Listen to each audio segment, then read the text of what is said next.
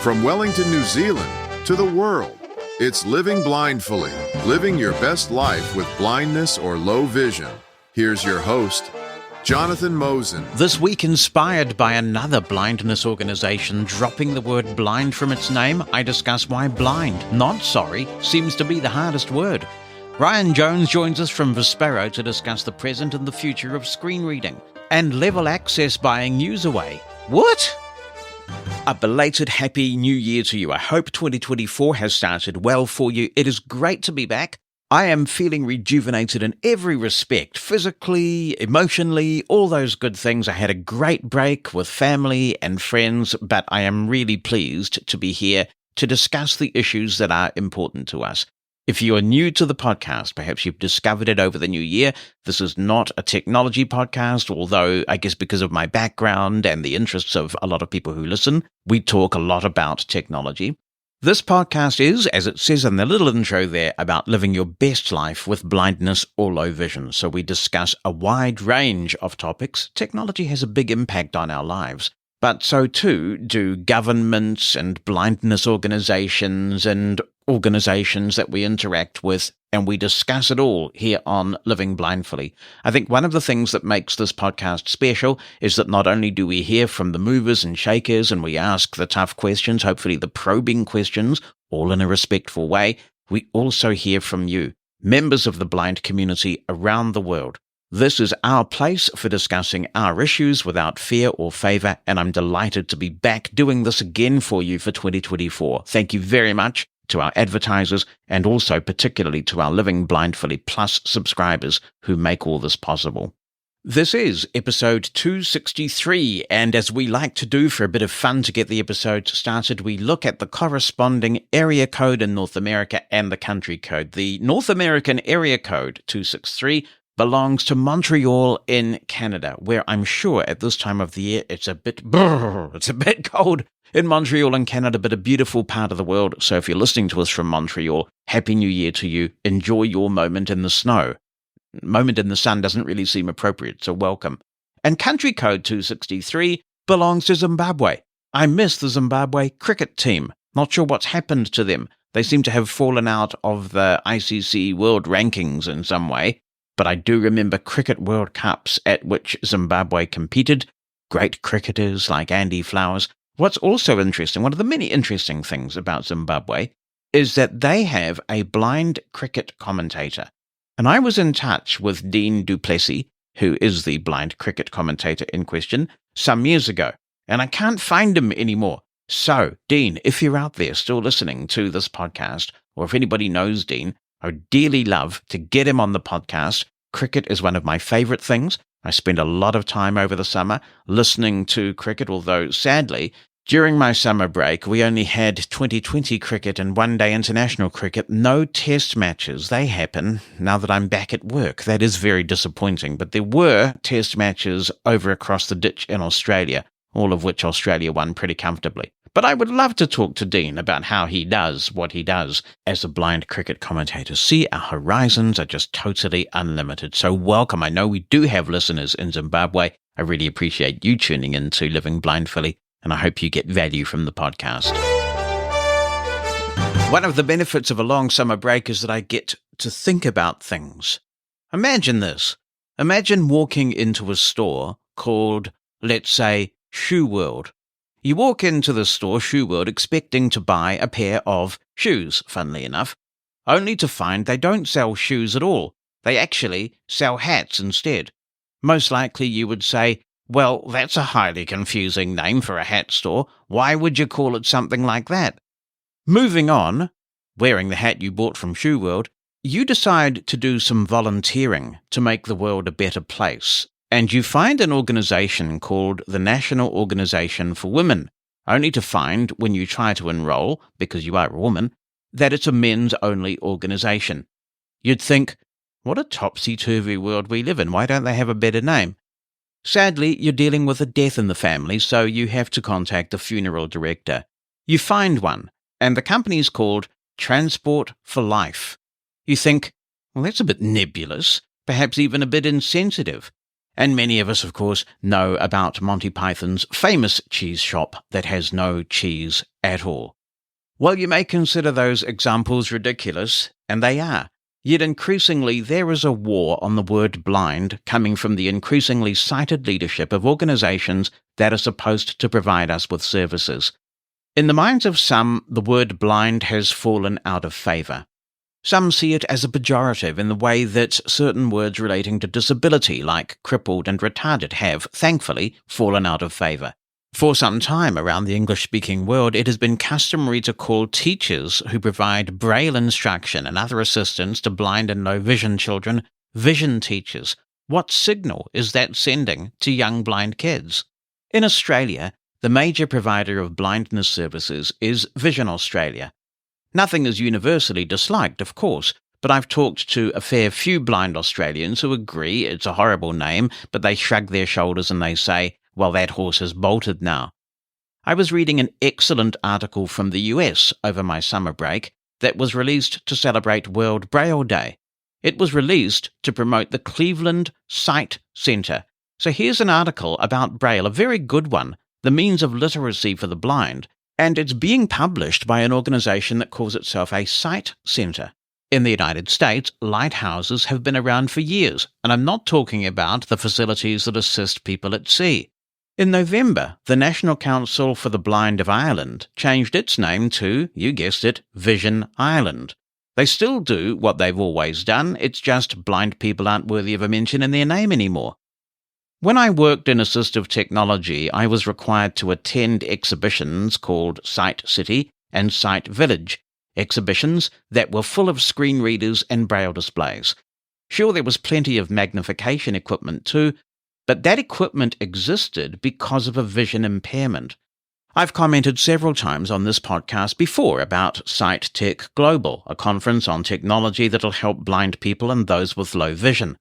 I've declined to participate in it because I don't think it's acceptable that a sighted person should come along and seek to erase how many of us choose to identify ourselves.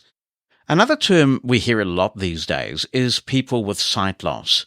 When you use this term, you are not describing me or people like me who were born blind. I have never lost any sight because I didn't have sight in the first place. Frequently, I get emails where people invite me to speak on a podcast or at an event, and they talk about it being for people with sight loss. I tell them that if that's what they want, I'm not your guy because I'm blind. I have been blind since birth. When you talk about sight loss, you're not talking about me. Make no mistake, there is a linguistic war on the word blind, and it requires an assertive response. Even if you're not proud to be blind, as I am, even if you don't feel a sense of the common history, a sense of the culture and the community as I do, I hope we might at least find common ground on the fact that blindness is nothing to be ashamed of. Blindness is not a dirty word. Blindness is not a derogatory word, and there is no need for organizations providing services to us to erase the word blind. When they do, they're sending a signal that those of us who choose to identify this way don't matter. To be clear, I don't think all organizations serving blind and low vision clients or customers need to have the word blind in their name. But if organizations want a fancy new name, why replace blind with something that means the complete opposite, vision or sight? One of the reasons offered by some of these organizations is that when the word blind is used exclusively in an organization's name, it alienates those with low vision who are eligible to receive services and could be assisted greatly. Such potential beneficiaries conclude that since they're not blind, and indeed may feel some strong resistance to using the word blind to describe the state of their level of sight at present, the organization isn't for them. This is a genuine and real concern. It's a different situation for consumer organizations who are more likely to promote a more positive message around blindness. But when you're a service provider, you need to meet people where they are on their vision loss journey. And yes, in this case it is, usually, a vision loss journey. But I don't think that the answer is to make one group of people feel more included by linguistically ostracizing another. In this regard, and I say this as someone who had nothing at all to do with the decision. I do think New Zealand has got the balance right. The primary service provider in this country used to be known as the Blind Foundation and various other variations on that theme, but changed its name a few years ago to Blind Low Vision New Zealand.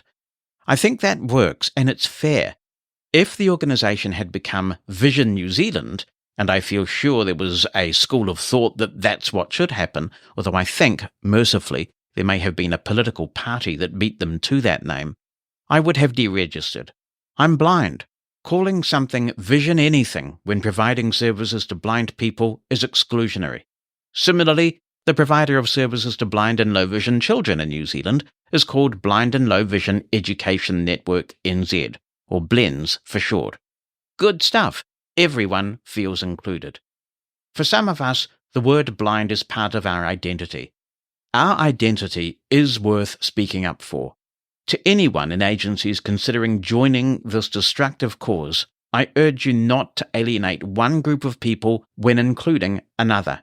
It is absolutely possible to include everyone who needs to be. Many of us feel like we can't make a difference. All of us absolutely can.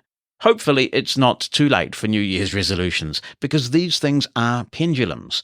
Get involved, get on the boards, do what you can to be in a position of influence, and we'll get the pendulum swinging back.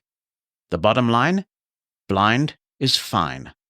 Ryan Jones from Vispero is next on Living Blindfully, but I want to remind you that transcripts of the podcast are brought to you by Numa Solutions. We really appreciate them doing this because not only does it mean that the podcast is fully accessible to our deaf-blind community, and we enjoy their input very much, as is often the case with many accessibility benefits, others enjoy the transcripts as well. So thank you, Numa Solutions. In collaboration with Blind Information Technology Specialists, that's BITS for short, that's an affiliate of the American Council of the Blind, Numa Solutions are currently offering a RIM special for BITS members. Anyone who is an active BITS member will get an additional 30 free minutes a day on top of the existing 30 free minutes that everybody gets for RIM. After my summer break, I can just about do that maths and work out that means that BITS members get 60 minutes of free RIM a day. You don't even have to have a subscription. This all kicks off on the 1st of February, so you've got a bit of time to join BITS if you would like to and take advantage of the membership. If you'd like to know more and to check out RIM in general, go to numasolutions.com. That's PNEUMA solutions.com. Since you're listening to this podcast, you already know that Living Blindfully has a substantial, engaged global audience. We're heard in over 110 countries and territories. That's an opportunity for you if you have a product, service, or podcast you'd like to tell our audience about. Get in touch with us about advertising here on Living Blindfully. We'll tailor an advertising campaign to suit your message and your budget. Find out more and get in touch by visiting livingblindfully.com/advertise. That's livingblindfully.com/advertise. And share your message with the Living Blindfully community. The only thing that's constant in the world of technology is change. Companies and products come and go. Yet JAWS has endured. It's been synonymous with screen reading since the late 1980s, and we're fast approaching the 30th anniversary of JAWS for Windows. That's a significant tribute to all who've kept the product relevant and thriving. Freedom Scientific has its own media, including podcasts outlining new features and providing training. So as Ryan Jones, who is Vice President of Software Product Management at Vispero, joins me, I want to go beyond the information that's already available and talk about some deeper strategic issues relating to screen reading in the present and the future. Ryan, I really appreciate you coming on Living Blindfully. Thank you so much. It's good to connect with you again. Thank you, Jonathan. Likewise, it's been a while since we've had a good chat, so I'm glad to get together. So you taking on this role is in itself significant change, with Eric Damry having held it for so long. I suspect that you will always look back with particular fondness on JAWS 2024 because it's the first one that you oversaw. Are you pleased with its reception? Yeah, I am. And it's been a really good journey for me. And you're right. The 2024 release was the first one that was under our team. But the good thing is our team, they know how to do things. They just move along. So, Eric retiring and me stepping in, we made some changes here and there, but by and large, the team functions very autonomously. But yes, I'm really happy with 2024. It's been very well received. I think we had a good balance of some new things, some work under the hood that we've been doing, especially in Zoom text. So I've been very happy with it. Yeah, you got some good bread and butter, meat and potatoes screen reading in 2024. The split braille feature is fantastic, and obviously the face and view is great. It would have been good to have it during the height of lockdowns, but it's here now, and it's still very useful. I've not personally experienced this, but I have seen some people on social media say that they're experiencing some serious focus issues on the web relating to the virtual cursor. Is that something that you're aware of? There's always a number of things going on with the web. Specifically, I know we've had some challenges with tables lately that the team has been working on. I think the December update had some of those, but it seems like a constant battle. I mean, we could see even with Chrome updating itself every couple of weeks, sometimes that's thrown minor monkey wrenches into things and we have to change something. So that's partly why we have a pretty aggressive update cycle to put an update out about every 8 weeks or so. But I always tell people, whatever specific problems you're having, let us know. Let our support team know, because that's our conduit to hear from people if we're not watching social media all the time, for example. Sure. People get a bit cynical. I mean, what happens when people file a tech support request? People get worried that it will go in the bit bucket and that nothing really happens. Are you able to sort of track through the anatomy of a tech support request? Yeah. So when someone files it, we have a case that gets entered in our backend system. We use Salesforce for that. And then our agents, who are all of JAWS users themselves pretty much, are watching for things and looking for trends. I get a weekly report from our director of tech support, and he's always kind of watching out. Are there trends that are popping up? Are we hearing the same thing from multiple people? And so that's my key question to them. What trends are we hearing? But when things come into us, if it's not something that we can identify an exact reason for happening, or if we think it's a bug and it needs more investigation, then it gets tagged and our engineering team takes a look at it. So our tech support and engineering teams have a good system set up for how they tag and code things so that the engineers know when to go look and explore and then try to reproduce the issue. And our product owners are looking at that and saying, okay, this is something that's been found. We've definitely been able to reproduce it, and now we need to get it on our backlog to get it looked at and fixed.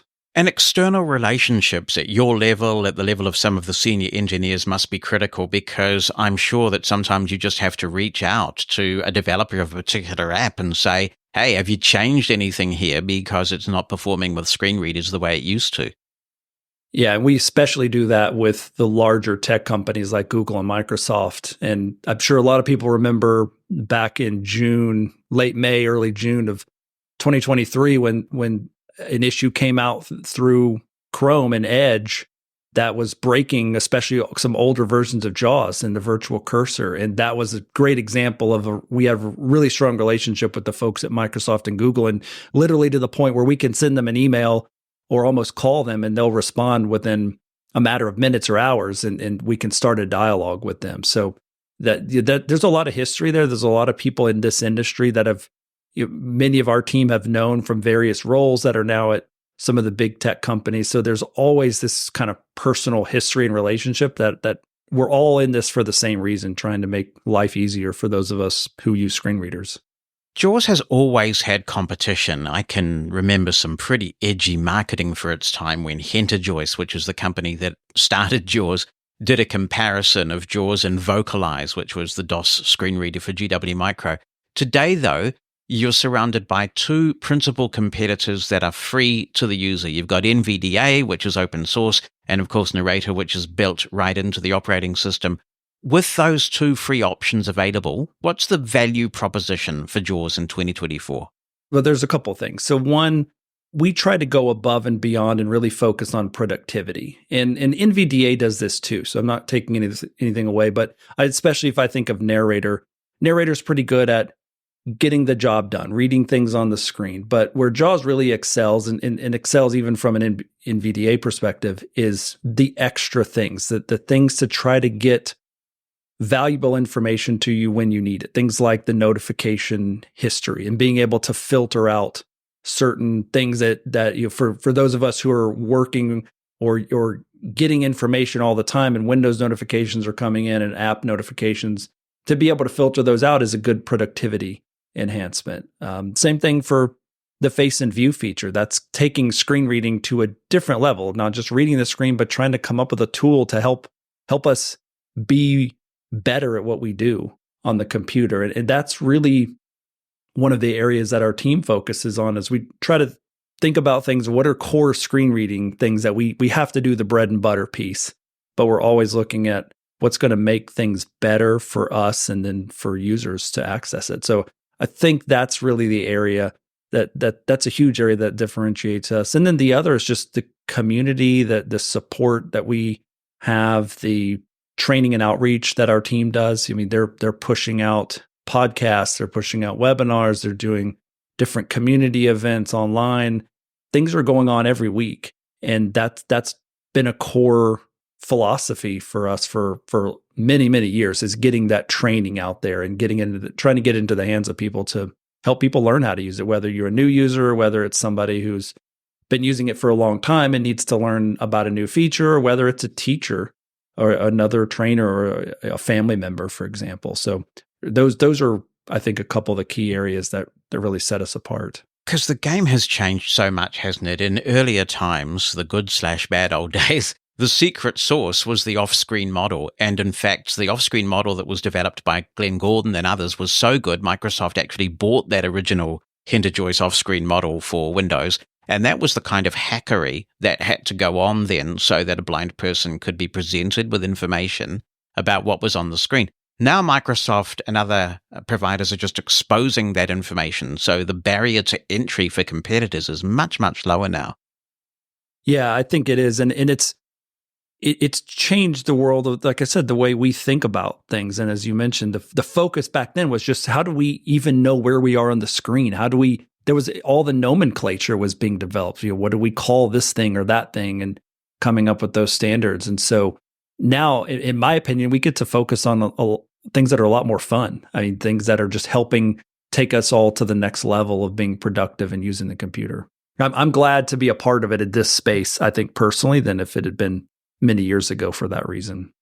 I've got some questions about each of those competitors, and I'll start with NVDA. NVDA has acquired quite a loyal and enthusiastic user base, and I've noticed a pattern where new features, which I'm sure that your engineers and the product management team would have spent many hours defining, refining, and testing, are largely duplicated in short order by a free NVDA add-in. And of course, unless Vispero has patented something, there's nothing legally wrong with that at all.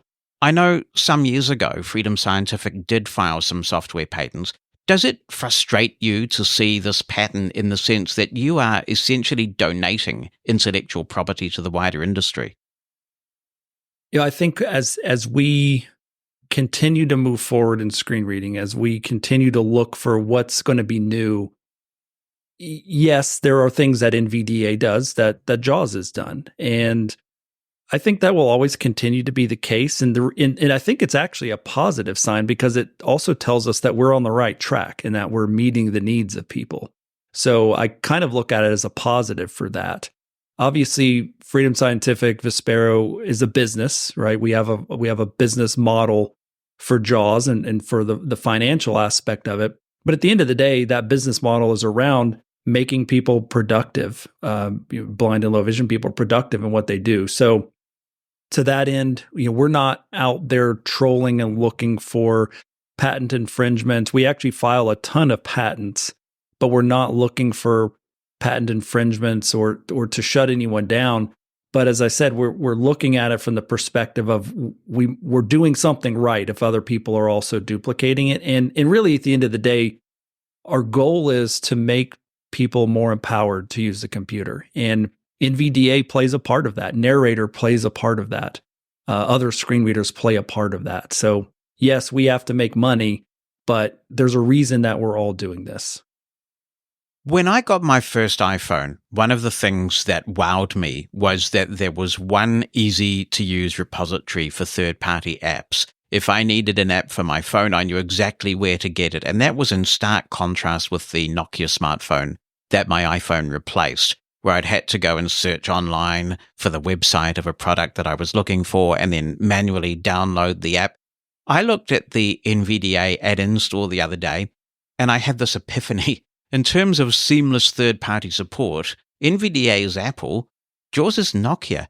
I've been using JAWS since the DOS days, and there's always been a thriving community of script developers adding real value to JAWS and therefore to my productivity.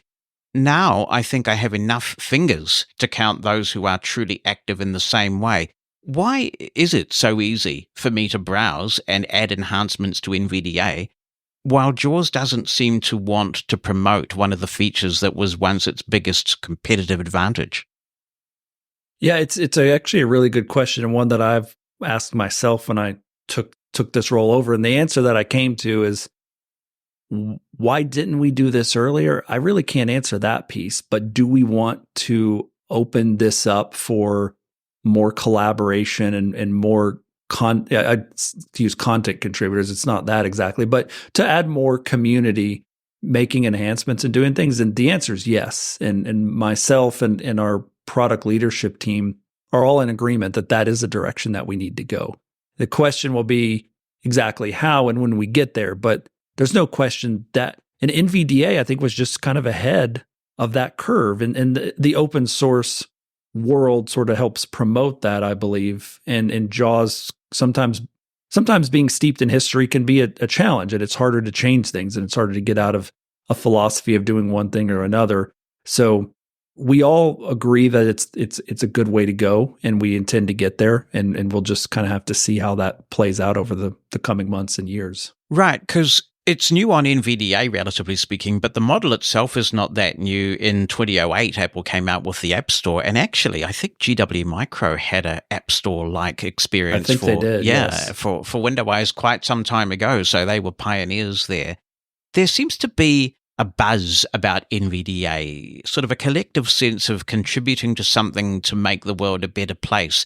Do you think that sense of community is something that a commercial entity, and you mentioned the commercial imperatives earlier, can a commercial entity just not pull that off in the same way that an open source product can? I think we should be able to, whether we're going to create it exactly as NVDA or any other, I don't know, because we all have our different cultures, and a company and open source are going to have a little different culture. But the whole idea of community and people contributing to something, that should not be exclusive to something that's open source. I mean, I've thought of a number of ways that we want to get our community more involved. And we did the event back in the fall here in the Northern Hemisphere. You covered it, the Next Big Thing event. And that was an event that was not a culture shift, that wasn't adding some new capabilities into the software per se, but the goal is trying to work in the direction of bringing in the community and building some engagement. And that has been one of my objectives since I started. And there's a long way to go. We're nowhere near there, but it's a culture change for us as a company to move in that direction. But I absolutely think it's the right way to go. And being someone who's used screen readers my entire life, pretty much, I see the value in it from the personal connection as well. What was the big thing that was ultimately chosen?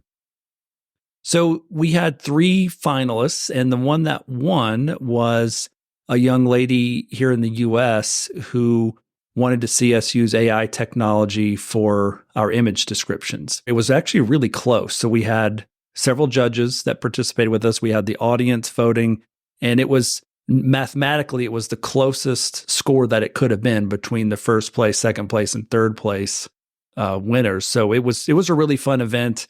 I think that there was a clear theme in the submissions that we saw, which was certainly around leveraging AI and large language model technology. And those are things that we're absolutely looking at and working on right now. And you'll be hearing about some of that stuff literally within weeks, not months or years, of some things that we're doing in that space. So that's going to be a challenge in some respects, I imagine, because I'm sure that there would be an easy way to put a series of JAWS scripts together where somebody could potentially add their own ChatGPT API key, and then they would be paying for that essentially. They just top up the number of calls. and they're good to go. But if you were to build it in the same way that PictureSmart is built in, that could actually be quite costly for the company. Yeah, the theme for me, because I saw some of the stuff that was done in NVDA, which was really clever, but it does require you've got to do some manual steps. You've got to have an OpenAI account. You've got to be able to go on there, top up your account. You're now drawing down from it every time you use it. So you might have this kind of fear of I don't want to use it because I don't want to spend my money.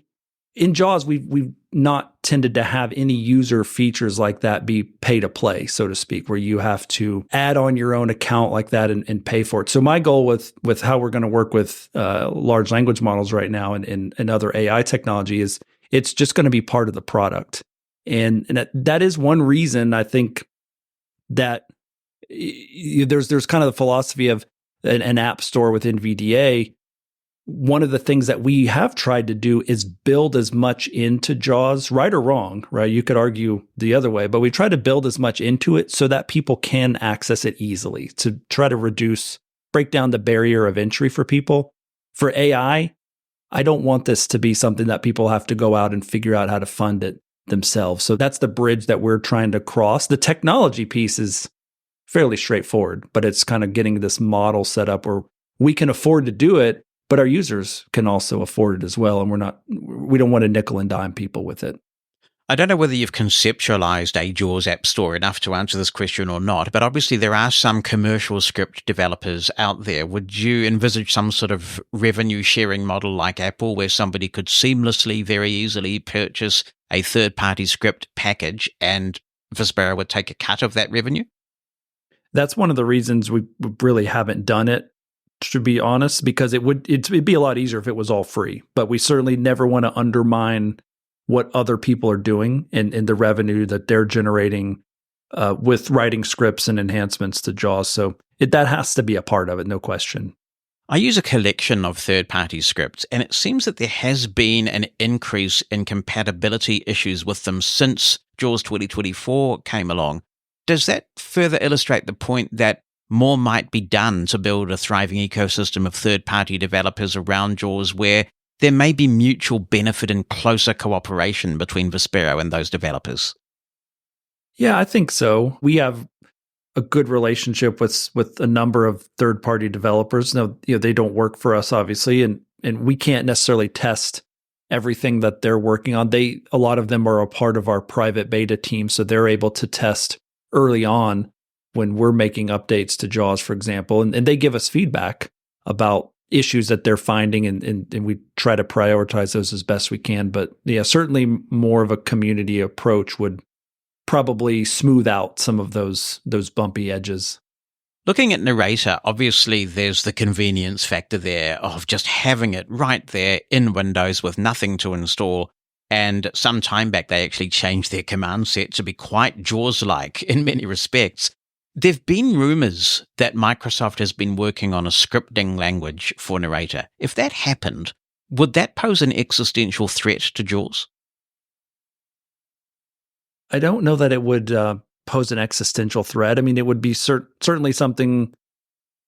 Anything that another product does forces us to take a look at it, to step up our game and make sure that we're providing extra value to people. So, a scripting language in itself, I don't know if that's going to change the whole, pardon the pun, but the whole narrative for Narrator. But it certainly would be something we would pay attention to. And even without it, like I said, we're always looking to make sure that we're providing above and beyond what the other options are, because we have to provide something of value for people where money's changing hands for our screen reader. What is your sense of Microsoft's attitude towards third-party screen readers? Do you think they want them to thrive, or long-term, would they rather that Narrator be the only game in town?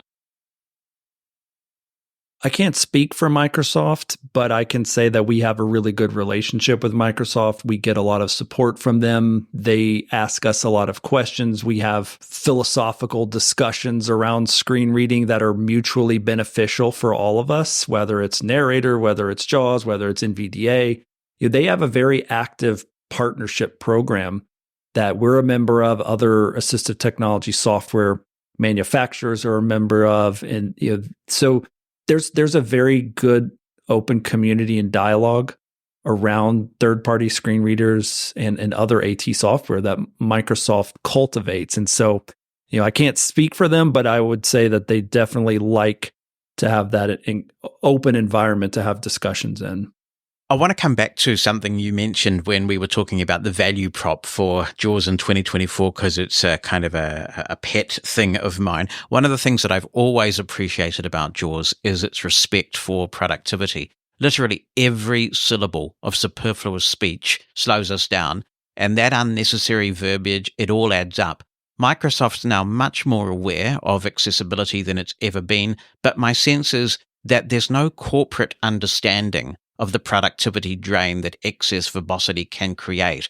And as you mentioned, JAWS has provided tools in recent times to give users control of some of this verbiage, like the excellent control over notifications. Does Vispero ever have any ability to influence the text that Microsoft is sending to screen readers? Do you get consulted about what blind people might want?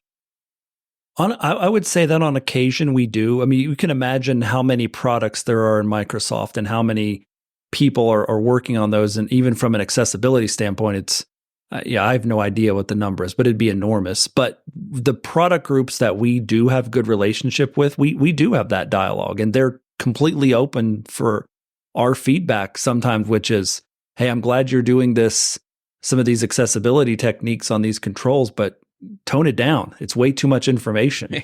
and so we've had really positive dialogues with them. And sometimes they'll say, yeah, we didn't even realize it was doing that. Or, so I would say we have a small amount of influence, but it's almost like raining in the ocean in a way that there's so much out there that Microsoft does and other tech companies as well, that the influence that we have is probably small in the grand scheme of things.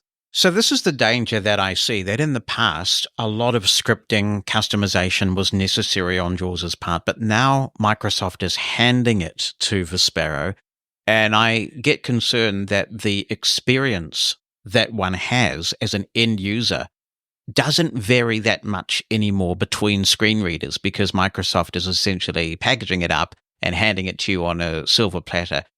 When do you decide that you're going to invest some important engineering resources in overriding some of this horrible verbiage that we have to endure? We tend to focus on probably the larger Office applications, for example. I mean, there's so many things we have to narrow down where we focus on. So we tend to really focus on the browsers, the primary Office suite, your Word, Excel, Outlook, PowerPoint, Teams obviously is a big one. So where we do testing in those applications and where we see there's things that are slowing down productivity, usually we try to approach that topic with the manufacturer, whether it's a group at Teams or Microsoft or whomever. But we'll also look at, is there something we can do? And is there any bad ramifications to doing that? Because sometimes we may want to filter out something that the application is saying, but that may undermine something else that we didn't know about. So we have to kind of take it a little bit carefully. And really the philosophy that was set was, rather than try to take all of it out ourselves and decide who gets what, let's provide some tools to let people do that themselves and decide. Yeah, that's the dilemma, isn't it? Because one person's excess verbiage is another's essential information. I guess an example of this is Microsoft Edge. I would not use Microsoft Edge. I simply would not use it if JAWS hadn't given me the ability to get rid of loading page, load complete, and all the other nonsense that JAWS says. Some people like that, so it's difficult to know what to do in that situation, I'm sure. Yeah, I'm the same way on that. That was one of the first notifications that I created in Notification Manager was to do that. But I also have met other people, like you said, who that they love it. They love hearing that the page is loading because it's their way of seeing the old spinner that's there on the screen that tells someone when it's loading. So that's you're exactly right. That's the challenge that we have. And I say to them, dude, if the page wasn't loading, it would be speaking, right? I mean, exactly. If the page wasn't loading, it would be talking to you. Anyway, yeah. There is no getting away from the fact that to employ developers and tech support people and all that goes along with creating a sustainable product, it costs money. That's the commercial model that you have. but that has put JAWS out of reach of some whose lives could be transformed by it. One of the welcome changes in recent years has been this introduction of the annual license, which means that people can subscribe essentially to JAWS for the price of that annual license, and then they just renew it every year. One of the questions I got asked to ask you by several people around the world is, why is that option not available outside North America? It's a great question. It's one that I actually asked myself a while back, and I have to ask myself that all the time. I would say there's no reason that it can't be. Outside of the US, the distribution model for JAWS has been through dealers. And so we have a network of dealers, and those are often small, could be small, medium-sized companies who are distributing JAWS. A lot of times they're localizing, so they're doing all the translation for JAWS or Zoom text into whatever language. There's over 40 languages right now that JAWS is localized in, and a number of those are done by the dealers who are then reselling JAWS so that they can have a funding revenue model, and they're oftentimes providing support. So all of our JAWS that's sold outside of the US is going through that dealer network. We don't actually sell directly to anyone outside of the United States. So one of the challenges that we have to overcome, and I say challenge is not a barrier, because it is just a challenge, is we have to work through that model. How do we do this the right way to set up an annual type of subscription in another geographic area that will not only be financially attainable for those individuals using it, but also not undermine the dealer network that we have and the value that they provide to people of those different countries. And so it's not a barrier, it's a challenge, and it's one that I am looking into. And there's no way we're going to be able to do it everywhere and all at one time. The good thing is a lot of the dealers outside of the US, they do have lower cost options, for people that are paying out of pocket. But that it's not necessarily everywhere and not for everyone. So I would love to see us have a subscription-based system like that we can deploy in other countries. And I think it will happen. I believe it will happen. It'll probably happen one geographic area, one country at a time, as we work to try to make sure we're meeting the needs. It's not as simple as just throwing up a website or localizing or translating the portal into another language. There's a ton of other things that have to go into making that happen. And I get the localization argument, but there are a number of English-speaking countries where this option is also not available, and it could be. I guess the challenge is that distributors do add considerable value in certain use cases. For example, if a distributor needs to go and install JAWS in a workplace where security might be quite tight, or people need particularly intensive tech support because they're not particularly savvy, they're not familiar with computers yet, that is real value that's being added. But we have many listeners, I'm sure, from around the world in English-speaking countries who would just like to be able to go to the Vispero website, download it, purchase the annual license, and if they have the occasional tech support issue, they'll call or they'll email. And I guess this is just one example, it seems to me, of where JAWS's longevity is a disadvantage, because all of this dealer network that is around, where there seems to be no exceptions offered, predates the fact that you can now go online and download something and transact business online. I remember the original set of JAWS floppy disks, Ryan. Exactly. But can we get the dealer network out of the floppy disk era and give English-speaking countries this license? Yeah, you took the words out of my mouth. It's a challenge from a system that's been in place for a long time, and it needs to change, and it has to be changed thoughtfully, like I said, because there's people's lives are depending on these companies that are distributors.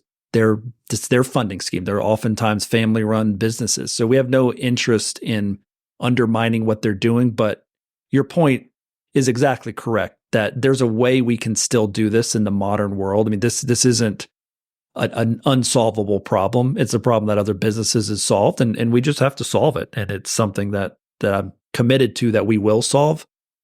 We're just not really fast sometimes at doing things, and that's just the honest truth. Yeah, because economies change, circumstances change, and businesses that were viable 30 years ago may not be viable anymore. And that's just a fact of progress, right? I mean, I think that the most important thing is that the customer is put first and that you can get this product in the hands of as many people as possible. Yeah, absolutely. We've been talking recently on Living Blindfully about the digital poverty experienced by blind people in developing countries. Obviously, we've talked about the free solutions that are available, but neither of them can do all that JAWS can do. Does Vispero give this any thought? I realize it must be quite a dilemma given the commercial business model that you have. I'll disclose one thing. I'm not as familiar with some of the commercial side, especially when we get out of the US, as some of our other teams. So I don't want to say anything that's incorrect, but I do know that some of our distributors outside of the US have a different pricing model, and we allow them to use a different pricing model. And so we provide them a different pricing model so that they can provide some lower cost options. There's plenty more to be done. I think the bottom line is this kind of ties back to what we just talked about with having a low cost subscription type of model for people. I mean, the traditional way of a perpetual license and paying a higher fee up front for that obviously feeds right into a digital poverty divide, whereas a lower cost subscription, pay as you go, pay when you need it type of model helps break that barrier down. So I think we can move in that direction by doing what I talked about earlier, is just being able to provide more of a subscription-based model to our customers. Yeah, one of the things that really impressed me was the country licenses that were negotiated some time back. Colombia and Hungary were the only ones that I'm aware of that were negotiated. There may possibly be more. That seems like a really innovative approach where blind people who cannot afford JAWS, even if it was really cheap, can have it as a right because the government has paid for it. Yeah, and we've seen that be successful. I mean, there's obviously cost to the government for that, but they're also seeing more productivity out of people, and so they're seeing the value in that. And we've been in discussions with other countries as well, and I think you'll see more of that. Those are often long projects to come from idea to fruition, as you can imagine, working with a government. But even in the U.S., we have this with certain government agencies, and so we have some other government agencies that we're in discussion with right now on distribution and providing JAWS, whether it be to employees or constituents. And so there's certainly really good value in that, and people are recognizing that that investment will pay off for them later on. Yeah, you're right. It's a strong economic argument, because if people invest in the capacity of blind people, then they'll go out to work and they'll pay taxes, and that country license will have paid itself back in no time. Yeah, and it's even creating jobs. I mean, even just to support some of those country licenses, there's companies hiring people to do technical support in those languages. So there's kind of this whole, even small scale economies that flow off and around that, even in addition to just the potential of employment now for blind people in those countries. Having done jobs similar to the one that you have now, I know you'll have many people bending your ear about what should be in the product. And I'm sure that new shiny things are music to the ears of the marketing team. But that does seem to mean that features that were great as a first cut don't get any more love. ResearchIt, for example, had a following and APIs for a raft of services that might be used in a beefed-up ResearchIt package still exist, and we know that because Lisi from Harchin Consultancy seems to be filling the void and doing quite well. In the case of ResearchIt, it's been abandoned altogether rather than updated. Flexible Web is an incredibly powerful feature, but it hasn't been given anything new since its initial release. I'm sure other people have their favorite features where they'd like to see refinements. And I think refinements are a different category from bug fixes, which do come along very regularly now, and they're welcome. So how do you, this is, I guess, the perennial question for any product manager, how do you strike that balance between new features and improving existing ones? Yeah, if anybody figures the exact right answer, let me know, because I'll be happy to hear it. Because that's the question our team asks every day. And the main driving factors, one thing is we make a lot of use of telemetry. in the software. And some people have heard us talk about this. Some versions ago, we added telemetry, which is basically anonymous usage data. So if you're opted into telemetry, as you're using different features, it's telling us what features people are using. There's nothing unique. We can't tell who someone is or get any personally identifiable information out of it, but we can see this is how many people used skim reading in the last 90 days, or this is how many times flexible web was used. This is how many times JAWS Tandem was used, for example. That data is really valuable for us because then that's one way we can help prioritize things by seeing what people are using. Whereas in the past, you would have to just kind of intuitively know or ask a bunch of people, hey, do you use flexible web still? Or do you use skim reading? So we have some more analytical data that we use that to help prioritize. And then also, there's still kind of this art to it, I think, that we all have to do. It is just kind of that art of the feel of what's the right balance. We've got a list of shiny features that we think would be really great a mile long right now. It will never get to them. If we had 100 developers, it would take us years to get to them because we have to balance ourselves with the core functionality of JAWS, and then all the fixing. For every new feature, as you alluded to, you got to fix stuff with it. Something's going to break. Something's going to change in a browser or in the application. Something's going to change on the websites, as it was the case with Research It breaking all the time because the underlying websites that Research It was relying on kept changing. So that you keep adding new things and you keep having to maintain them, and then all you're doing is maintaining things. And so that's a huge challenge for us. I think sometimes we get it right and sometimes we don't. And we try to be nimble enough if we don't get it right. And if we're hearing a lot of pushback on neglect that we're doing, then we do try to take that seriously and change our course on that. Yeah, because that telemetry data is subject to interpretation, I would imagine. Are they not using a feature because no one wants the feature, or are they not using the feature because it's inadequate? Exactly. Yeah. That's right. You mentioned in a comment for Living Blindfully recently that remote access is going to be a focus for JAWS in 2024, but you were quite non-committal, I have to say, about RIM specifically, which has become a valued tool for many people. Do you intend to compete with RIM or work with RIM? You could say, does JAWS Tandem compete with RIM? I don't think that I've ever looked at it as competing with RIM. Our remote access feature in JAWS Tandem is a functionality of JAWS that we think is very valuable. We're not in the business itself of remote access capabilities. That's kind of what RIM's bread and butter is.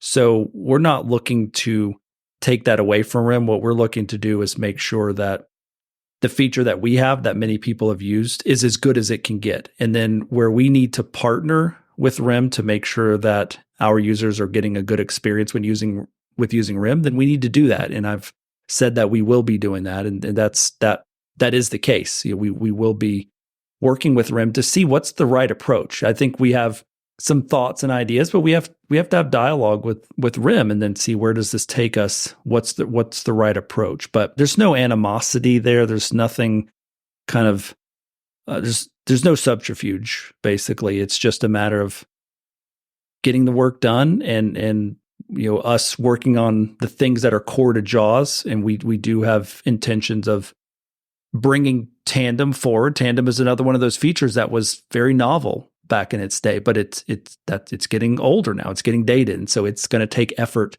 to help bring it forward. But I still think there's clearly a place for what RIM is doing. There's clearly a place for what JAWS is going to do, and I think they'll fit together. One of the things I really do appreciate is that I can log in using RIM to a sighted family member's computer, which doesn't have any screen reader on it at all, and help them. Provide remote assistance in some way, set things up, that kind of thing. And it's great. It actually is quite empowering for me as a blind person to provide that sort of assistance to a sighted family member. But I got to use NVDA for that. Is that one of the features that we might be able to see in future where I can run JAWS and get feedback through RIM on a PC where no screen reader is running? Yeah, I would certainly love it to be. I hate for anybody if you want to use NVDA, fine, but I always don't want to ever force people to use NVDA. Right. You mentioned developing JAWS Tandem some more. Do you think we might be looking at unattended access for Tandem, which is a feature that's been asked for since Tandem began, but there has been some resistance at the Vispero end to give us that? Yeah, I think the resistance was probably around a fear of security. And back when Tandem was coming out and kind of in its early days, that may have been legitimate. The modern landscape now is there's so many products that can do this, and unattended access it's much more normalized, I think. So I would say it's unequivocally on our list of primary things that we want to do with Tandem, because it just provides a lot of ability to people like yourself and others who are doing training, who are providing support. I use JAWS Tandem myself to help others sometimes, and I've even been sitting there saying, man, I wish I could just reboot this machine right now. Yeah.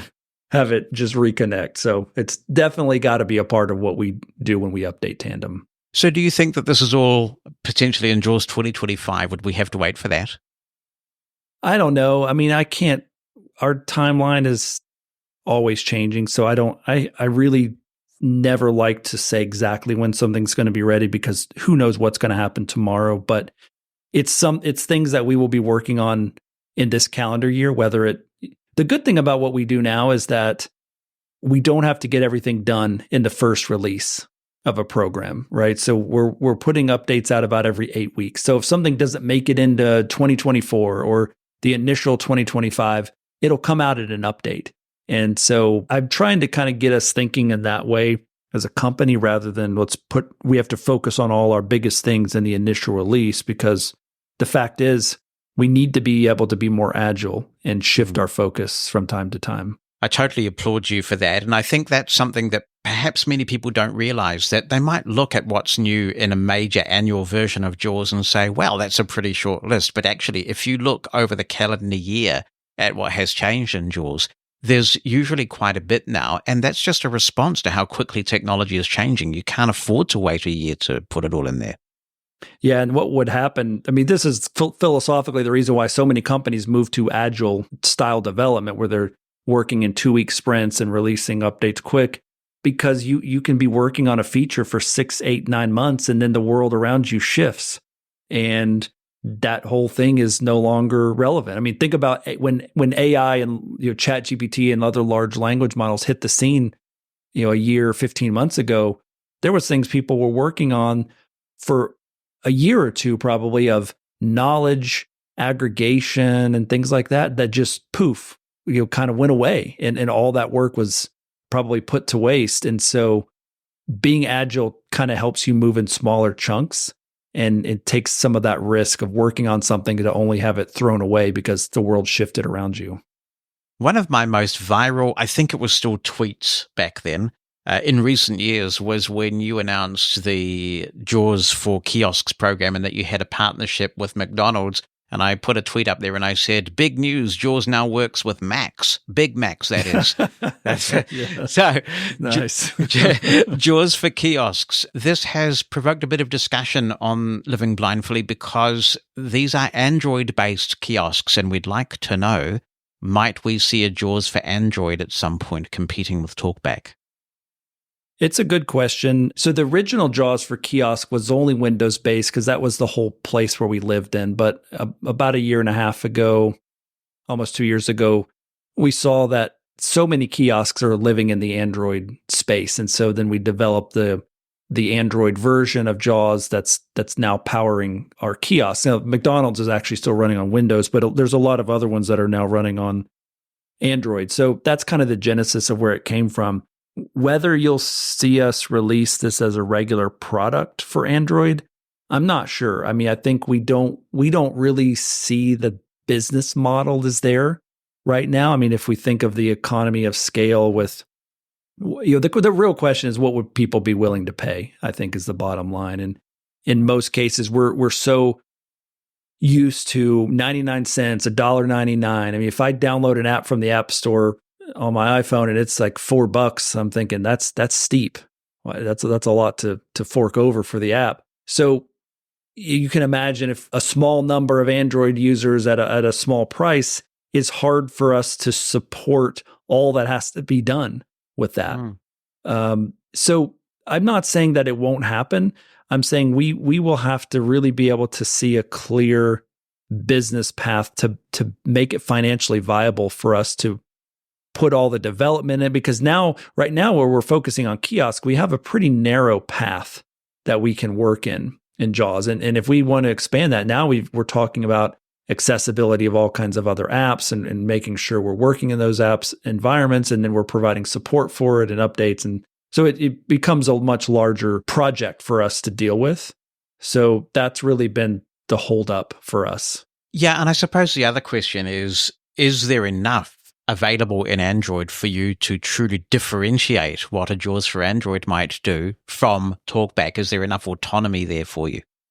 Yeah, there's a technical piece to that, and it's the same question we always ask with things like Mac and Chrome OS and other operating systems of, sure, maybe we could get at the basic level of text, but can we really do something different enough to be worth money for people to pay for it? So you do look at Mac from time to time, is that right? Yeah, I mean, we look at anything, right? We're a screen reading company, so if we're not looking at other things out there, then we're stupid. And so we're doing that. I went to CES in Las Vegas last week because I wanted to see what's happening in mainstream technology around us, things that will all be coming to our desks and shelves and refrigerators and garages over the next years, to see what is our place in that and how can we work with some of these companies potentially to make screen reading available on them and make sure that all of us who are blind or low vision can use this technology. So we have to have some innovation else. Like we have to keep our eyes focused on what we do as a core business with JAWS, but we also have to be looking at what else is out there. What are the other ancillary things that we should be involved in? I'll just make one final comment about a JAWS for Android, and then we'll talk about CES, because I think that's very interesting. I, on my iPhone, have various apps. Let me think. I've got Fantastical. I've got Drafts, which is a great composition app for text. I've got Ulysses, which is another word processor. Todoist, a task manager. And I mention those because all of those are subscription-based apps, and I pay anything from, I don't know, $19 or $20 US a year upwards to subscribe to those. So given the number of blind people using Android, there may well be something sustainable there if you were to go to a subscription type model. Yeah, I think there possibly could be. It's certainly the model that people are used to now, and so it's really a math problem, I guess, at the end of the day. And I don't know that we've solved the math problem yet. Right. So CES is really interesting because in the past, there was just no real significant mention of disability at all at CES. And it's this wonderful geeky paradise, and a number of blind people would go there to get their geek on. But I was quite interested to see some disability-specific announcements in large number happening at CES this year. So the mood is changing a bit. And I guess that just represents an awakening of the industry about disability in general. Yeah, and CES and the Consumer Technology Association really put an emphasis on disability this year. I mean, they were very openly publicizing that disability inclusion is important, has an important place in all this. So I was glad to see that. And what I experienced, and I saw a number of disability-related technologies, but also obviously way more just kind of mainstream technology. And in conversations I had with people, I would always ask, obviously, about, have you considered accessibility in this product, and how have you considered it, and so on and so forth. And often the answer I got was, yeah, we know accessibility. We know what it means. We know we should be doing it. We just haven't gotten there yet. And that could certainly lead us to discussions about how to get there. But the theme that I saw that I think is different from years, maybe in the past 5, 10, 15 plus years, people didn't even know the word accessibility in the past. They didn't know what it even meant. Now people know what it means. They know that they need to do it. They may not be doing it. So we haven't gotten there yet, but we've at least gotten the education piece a little bit better. And that was a clear theme that I saw. That segues me to seeking any comment from you on the whole question of the accessibility overlays, because so many people say, yeah, I know about accessibility. We want to do something about it. And then these companies come along and they say, if you pay us a fee, we'll take care of accessibility for you. And that's specific to the web right now. Do you have a view on the value or otherwise of those accessibility overlays? Boy, that's the $64 million question. I think that everyone's trying to answer. Overlay probably has a bad connotation right now. I mean, it depends on what do you really define as an overlay. We have connotations that we use with the word overlay as something that's kind of changing the whole way that we interact with a site. And sometimes it makes it less accessible. There's no question of that. But I often also consider other technologies as an overlay. So, I mean, I can see, for example, AI becoming a type of overlay, right? It would allow me to interact with a website in a totally different user experience than what was designed by the designer. So I want to be careful with the terminology only because we could probably paint ourselves into a corner. I think the reality is, yeah, there's certainly been a lot of problems with the quote unquote traditional overlays that have been out there in the companies who have created them, and a lack of accessibility awareness. My belief is that that's probably changing, that those companies are becoming more aware of the community of people that this impacts. I can't speak for them, obviously, but I see some indicators of that.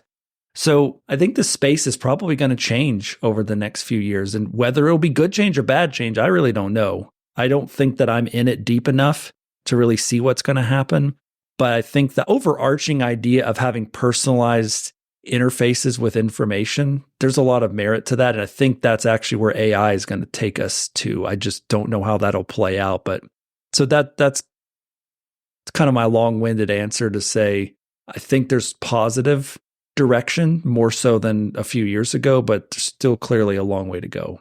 It was a very interesting and thoughtful answer, actually. And when I think about this from that lens in which you frame it, JAWS, in a way, has led the way here because the virtual ribbons product was introduced to JAWS in response to the fact that a lot of people, at least initially, struggled with the ribbon model and they hated it and they wanted something done about it. So JAWS essentially re-engineered that user interface in certain Microsoft products, and some people really liked that.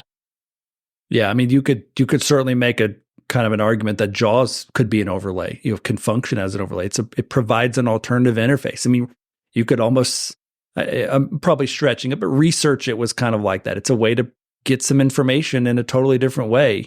There's heuristics or things that JAWS does on websites and has for years. When it comes across a form field or something and there's not a clear label, it tries to do some guesswork based on the text around that label to try to identify what the label is. That's kind of along the lines of an overlay, but it's done in a way to help people get their work done, right? I mean, we don't do it because we want to go against what the standard of the website is. We do it because we would rather guess and be wrong at what a label of something is than not expose a label at all when we know there's not a label there. So those are just some small examples of where we're kind of doing that ourselves, but in a very controlled way and obviously a highly tested way and not near to the same response as the traditional overlay companies have been getting. As we look to wrap up, the future of technology is so hard to predict. And again, another insightful thing that you've said is, we only need to look back, what, about 14, 15 months maybe, and there was no Chat GPT. I mean, it's extraordinary, isn't it? It's hard to believe. Yeah, how quickly this can move. But I wonder whether you have any thoughts on how AI might impact screen reading. For example, we talked earlier about the fact that one person's excess verbiage is another person's essential information. Might there be a way in time for screen readers like JAWS to learn what it is that an individual specifically wants to know about a page? Yeah, I think that's exactly a great example of where AI can take us. We had done some research in an area, even a couple of, probably 3 years ago, about trying to predict how people were navigating web pages. And if we saw, and this never got into the product, it was a research project, but if we saw you were navigating by the tab key more or by moving by headings, or let's say we saw that you were moving by the tab key, but we saw there were 5 headings on the page, we might bring up a prompt that said, do you know that you could use headings to navigate quicker through the different sections of this page? Because we might assume maybe you don't know that you can navigate by headings. That's just one crude example. But it was already in that idea of, can we help predict ways to help people become more efficient in the product? And AI gives us tons of more engine or horsepower in being able to do that. So that's an area I think we'll certainly look at. I mean, right now I can easily say we're working on how to leverage large language models to help empower people to use JAWS better. Like, part of the value of JAWS is just the massive amount of things you can do with it, the enormous number of settings, the enormous number of configurations, the huge amount of training content. There's a lot of power in that, but there's only power in as much as you can figure out how to use it.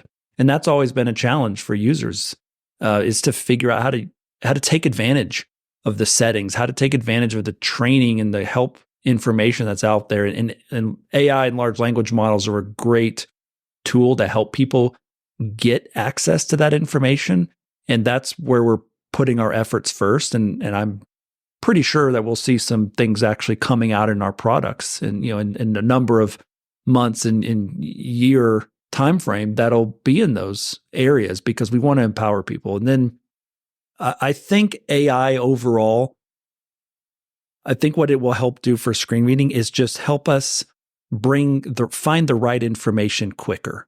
Because most of the time, if I'm doing something on the web, I'm looking for some piece of information. I'm browsing a site, trying to figure something out. I'm trying to buy something or pay a bill of some sort or find some information. And AI really helps you find it can be a tool to help you find what you're looking for in a much more efficient way. And my guess is that's where there's going to be a lot of improvement. I think screens are not going to go away. I've had people say, oh, well, with AI, now you can just use voice to interact with everything. And I had even people telling me at CES, why would you need a screen reader? You can just interact with voice. And it's the same reason that I don't ask my soup drinker to read my email to me, right? Because I don't want to sit there and use voice commands to interact. Think of how much faster I can press a keyboard command than I can talk. Yeah. And so there's still a need for screen reading, and there will be, because there's still a need for screens and visual information. It's just, I really think AI is going to change the way how we access that information. Hopefully more efficiently. I think that's the key. And I think that's where there's a lot of opportunity. So I probably about a year ago, I said, when I started seeing what was coming with some of this stuff, I was thinking to myself, this is the best time to be in technology right now, because it's about to be a crazy roller coaster ride. And that excites me, and it scares me too, because you just don't know what's going to happen. And it's a wild ride to hang on to, but I'm looking forward to it. See, as long as you have that fascination and love for things new, you'll be all right. I get told that eventually mine will run out and that I will just find all this change just too much to cope with, and then I'll give this podcast up. But I just think seeing the progress that we make year on year and all the exciting things happening, I get a buzz out of that, and it sounds like you do too. Yeah, I do. And I mean, just seeing the way that my life has changed in a year. I mean, things like Be My Eyes and the Be My AI functionality and other image description things that are coming out and that are being worked on. That's just opened doors that I've never. I kind of think of it. It's a new frontier. There's always this thing on the horizon of being able to access images and get descriptions of them. And now we've probably gone over that horizon, and that was on the horizon for many years. And it's just all of a sudden, boom, here we are heading on the other side of that. And so I'm fascinated to see, a year from now, what other things, because I didn't see this coming a year ago or 15 months ago. What thing will we be talking about a year from now that we had no idea was about to be broken down for us? That's part of what excites me. For me, the interesting thing at the moment is creating images, and the fact that you can give a very detailed description of the image that you want to create and actually create something fairly plausible. I do find verification a challenge, because as a totally blind person, I have no way of being reassured that I have what I think I have unless I do it in reverse and get Be My AI or something to recognize exactly, something to read back. Yes. But it's a really interesting area. Yeah, I agree. Well, as I mentioned at the beginning, Freedom Scientific has its own media. So I am very grateful, very appreciative of the fact that you were willing to come on here and face some tough questions. That's a great credit to you. And I hope that we can keep in touch and keep up the great work. Thank you very much for coming on the podcast. I really appreciate it. Absolutely. Thank you, Jonathan. And thanks, everyone. And please always let us know what you're seeing, what you're finding, the challenges that you're having. Our job is to make JAWS ZoomText Fusion for you, for all of your listeners, for all of us. So please, I encourage your audience to keep in touch with us as well. Stay informed about living blindfully by joining our announcements email list. You'll receive a maximum of a couple of emails a week, and you'll be the first to learn about upcoming shows and how to have your say. You can opt out anytime you want. Join today by sending a blank email to announcements-subscribe@livingblindfully.com. Why not join now? That's announcements-subscribe@livingblindfully.com and be in the know. I wanted to cover a couple of notable news items. First, in episode 254, we spoke with Lionel Wahlberger. He's one of the co-founders of Userway. And we had a robust discussion about the future of web accessibility and whether AI really can make a tangible difference and how we can tell what that difference actually is. Bear with me for a second while I take you to a blog post that was posted some time back, now to be fair, from a leader in the accessibility field called Level Access. And Level Access, among other things, said this: when setting out to make your digital properties accessible, web accessibility overlays or accessibility widgets are one potential solution you'll likely encounter along the way. Marketed as a quick fix, vendors promise accessibility overlays will instantly make all necessary repairs on your website and help your WCAG, that's the Web Content Accessibility Guidelines, conformance problem disappear in seconds, all at a fraction of the cost of other accessibility solutions. It almost sounds too good to be true, says this blog post, and that's because it is. If you're considering using an accessibility overlay to make your website ADA compliant, that's the Americans with Disabilities Act, don't. It continues, these band-aid solutions do not properly solve for web accessibility. They often worsen the CX/UX, that's customer experience and user experience, and they will increase the likelihood of your getting sued. The only way to improve digital accessibility is to actually do the work required to become accessible, and that will not happen overnight. That's been Level Access's position. That is absolutely consistent with the general point of view of accessibility professionals throughout the world. So you can imagine the shock, really, when over the break, over Living Blindfully's break, it was announced that Level Access is intending to buy Userway. In the quote from the media release announcing this, it says, Alon and the Userway team have developed incredible automated remediation technologies that enable organizations to move faster in their digital accessibility programs. This came from Tim Springer, who is the CEO and founder of Level Access. He continues, this combination with our full-service digital accessibility platform will enable us to bring powerful new tools to our customers and positions us with a robust solution set for organizations of any size and maturity. We've long admired the Level Access team and their integration of technology service and subject matter expertise, said Alon Mosen, who is the CEO and founder of Userway. This transaction delivers compelling value to our shareholders and provides our team with a great opportunity to bring our technology to a broader market. We are unified in our mission to make the world more accessible, and we believe this partnership will increase and accelerate what we are able to accomplish. As part of Level Access, Userway will continue to operate under its existing name and brand according to the release. Alon Mosen will continue to lead Userway as CEO and will become president of Level Access. The transaction is expected to close in early 2024, subject to approval by Userway's shareholders and receipt of customary regulatory approvals. So this does seem like an absolute 180 on the part of Level Access, from decrying this technology to buying one of the leaders who are producing it. But I continue to be open-minded. I'm eager to get evidence that this technology is evolving and that it's actually going to make a positive difference to our lives. I hope that when regulatory approval is obtained and when shareholder approval is obtained, we might get Tim Springer from Level Access on the show to talk about this. My intention in doing so is not in any way to play gotcha. It's really to understand what's brought this change of mind about. Has the technology evolved in a way that someone like Tim thinks this is a worthwhile thing to do? Well, obviously it has, or they wouldn't be spending $99 million making this happen. As I said when we introduced Ryan on this episode, change is the only constant in technology. And if we conclude that this technology is garbage and that it's harmful because of things that happened 3 or 4 years ago, and the technology has in fact evolved and changed, and equally importantly, some of the business and marketing practices around this technology have changed so that they no longer portray blind people as hungry litigants who just want to entrap businesses, then we owe it to ourselves, I think, to take another look and to make an assessment of this technology based on where it sits today. Because many of us have been around a while, have seen technology that was rough and ready to begin with, perhaps took some sort of unfortunate path that righted itself and became valuable. Now, I'm not saying for a second that that is what has happened in this case, because I simply have no evidence.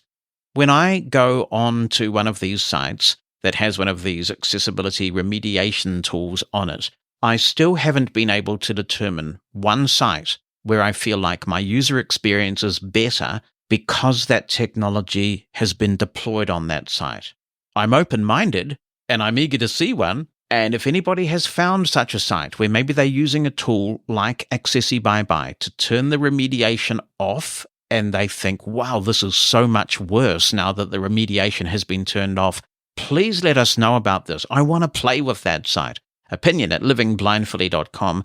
86460-MOSEN. But certainly this is an extraordinary turn of events, and I do hope that we might be able to talk with somebody concerned about the rationale for the acquisition in due course. It's a really interesting one. Another thing that happened over the break that's worthy of mention is the fact that Microsoft has announced the first change to the Windows keyboard since the Windows key was introduced. Yes, some of us go back far enough that we remember when there wasn't a Windows key on the Windows keyboard. Now they have decided to introduce a Copilot key. Microsoft is really going all in on Copilot. Copilot is everywhere in all sorts of forms. You may find that on your Windows 11 PC, you can now press Windows with C to bring up Copilot. You'll certainly be able to go to copilot.com. There are Copilot apps for iOS and Android. You will find Copilot in some situations in GitHub and I believe Visual Studio. And you'll also, if you want to, be able to subscribe to get some Copilot features in Microsoft Office. If you have a Microsoft Office 365 subscription, then you'll be able to pay an extra $20 a month and get some additional Copilot features if you want to. So Copilot, the whole AI thing, is really big for Microsoft. And they want to introduce a key, even though you can press Windows C right now to get into Copilot. Those of us who are blind, who remember all these shortcut keys, we are not the norm. Many sighted people don't know about all these shortcut keys. And Microsoft wants a key on the keyboard that says Copilot, hopefully so that people press that key and try it. There's no doubt that it's a marketing decision. In some implementations of this Copilot key that have been shown on the web, and a number of tech publications have commented on this, the application key is replacing the Copilot key. What I found a bit concerning, to be honest, about some of the discussion I got involved in on social media once Microsoft made this announcement, is it seems that not everybody understands that Shift F10 is not a direct replacement for the application key. It does a lot of the same things that the application key does, but there are some instances where Shift F10 does nothing, but the application key will invoke a context menu. There are other situations where the application key can be used in conjunction with a modifier, like Control and Shift and Alt, to bring up alternative context menus. In Windows 11, where they've abbreviated and messed around with the context menu, if you press Shift with the application key, you immediately get the full context menu back. So the application key has many important uses. And it is also true that there are many laptops out there now that don't have an application key. And some of us who understand how important the application key is, remap a key to become the application key. On my ThinkPad, for example, on the right of the spacebar, they have a print screen key. I have no need to use the print screen key, so I always use sharp keys to remap that print screen key as an application key. It's a slightly geeky experience, but it's not too complicated if you get maybe some assistance the first time to do it. You can also use Microsoft Power Toys, I understand, to do the same thing. Some people who don't have an application key on their laptops perhaps don't fully appreciate what it is that they're missing by not having one. So it was a concern to me that the application key could become even more of an endangered species, and others share this concern. Several of us reached out to Microsoft. And these are the key points that I made to Microsoft. The application key offers to a keyboard user what a right click offers a mouse user. It is a fundamental part of efficient computer use and might be used many times each day. It needs to be an effortless part of the user experience. Second, Shift plus F10 is far harder to press for everyone and may be impossible for keyboard users who use one hand. The keystroke requires two hands, and on some keyboards it may be hard for some blind people to locate F10 quickly on their laptop keyboards where the function keys are grouped without any gap. Third, many laptop keyboards now ship out of the box with the function keys performing system functions, not their traditional screen reading functions. In some cases, a quick search with Bing, of course, will reveal an accessible way to toggle the keys back to their function keys state. But I have seen several laptops where the only way to change this is by going into the BIOS, which is not an accessible process for a blind person. Having to press Fn plus Shift plus F10 until they find sighted help is not a good user experience. That is quite a complex keyboard combination for a function similar to the one sighted people can just get by performing a right click. And then I go on to point out some of the things that I've already stated in this piece, so I won't repeat them. Before I talk about the response I got from Microsoft, which has been very respectful and helpful, there's a lesson in advocacy here that I want to share, because so often people get apathetic. One person told me in a quote that really resonated with me in a bad way, "I'm sure things will work themselves out." And I came up with a reply that I think is worth repeating, and it's this: things don't work themselves out. People work things out. If we have an issue that we believe might impact our productivity, our computing use, then we have an obligation to do what we can to make sure that the company concerned is aware of that issue. We can't assume that things will work themselves out if we don't take the time and the trouble to let a company know that we've got a problem. That is very ostrich-like. And if we don't take the time to advise a company of a concern that we have at a time when it might make a difference and something happens that we don't like, then we've only got ourselves to blame. We do have a duty to speak up for ourselves. So I've got the following information from Microsoft that may or may not be helpful. The placement of the Copilot key is going to vary depending on the keyboard and the manufacturer. In general, it will be on the right side of the spacebar, opposite the Windows key. In some instances, it will replace the right control key. On some keyboards that are larger, the right control key and the Copilot key can both fit, and in other instances, the Copilot key combines with the menu key. This is what I've always called the application key. In that last instance, the menu key becomes secondary invoked with a press of the Fn key. So if you want the application key, and your application key has gone because of the Copilot key, you can press Fn with Copilot to get the context menu back. What I don't know about, though, is what happens on desktop keyboards where the Fn key isn't customarily available, and I will see if Microsoft might give me further information on that if they have a solution to that at the moment. Finally, I don't yet know whether the Copilot key will have a key code that's remappable. The Fn key, for example, is not, but hopefully the Copilot key will be remappable and we'll be able to use that with sharp keys. So any further information on this, I'll keep you posted. Like the show? Then why not like us on Facebook? Learn about upcoming episodes and see when a new episode is published. Find our Facebook page by searching for Living Blindfully or visit us directly at facebook.com/livingblindfully. Living Blindfully is all one word.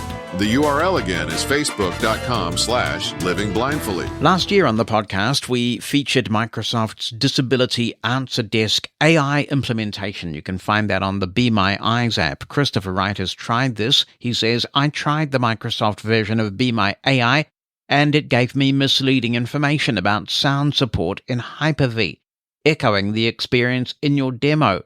I'm not surprised, and hopefully the accuracy will get better over time, but it was simultaneously amusing and concerning. It told me I had to enable some kind of remote FX video adapter in the virtual machine to enable sound. I corrected it, saying this option wasn't available. It came back with information about enhanced session mode, which is correct, but it doesn't enable sound without additional configuration inside the guest OS, according to my research. It failed to talk about this, or how a totally blind user would configure it without sound support in the first place.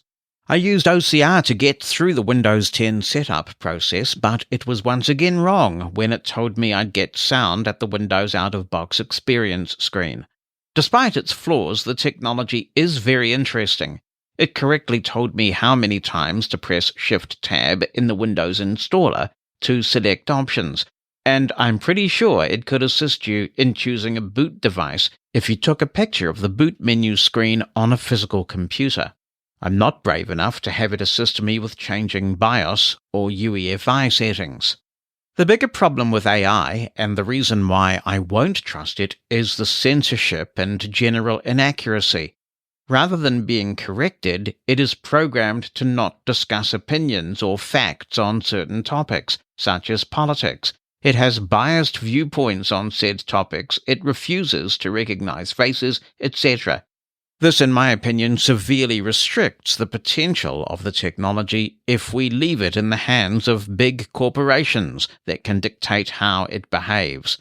Sure, this may not be a problem for something like tech support, but I consider AI to be an interesting toy, not this groundbreaking thing that will change the world in massive ways people would have you believe it to be. I guess time will tell. Thanks for writing in, Christopher. I was having a chat with a journalist over my summer break about this question of facial recognition, and I think there has to be a distinction drawn between describing someone's face, which is information that a sighted person can glean by looking at the picture, versus actually identifying someone. Now, that latter issue has significant privacy ramifications, and we need to work through that very carefully.